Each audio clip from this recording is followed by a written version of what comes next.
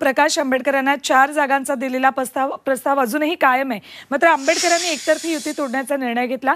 त्यांनी चर्चा करायला हवी होती अशी खंत संजय राऊतांनी व्यक्त केली।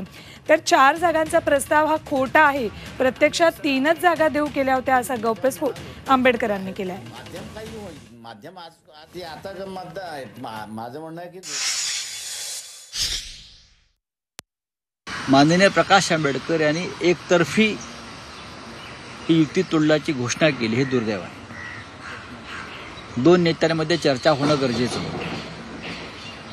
जर युती करताना चर्चा झाली एकत्र, तर मग आपण दूर होताना सुद्धा एकत्र चर्चा झाली असती, तर ते आपल्या राज्याच्या राजकीय संस्कृतीला धरून झालं असतं। त्यांना 4 जागा ज्या आहेत त्या परत देतोय, त्यांनी त्याच्यावरती लढावं। हे आम्ही अगोदरही सांगितलं होतं। पब्लिकली ते 4 म्हणत असले तरी जे बैठकीला गेले त्यांना ऑफिशियली ज्यांनी आम्हाला सांगितलेलं आहे पक्षाच्या यांनी, त्याच्यामध्ये 1 अकोला आणि 2 उरलेल्या अशा जागा त्यांनी ऑफर केलेल्या आहेत। त्याच्यामुळे खोटं बोलणं जे आहे ते थांबलं पाहिजे असं माझं स्वतःचं म्हणणं आहे।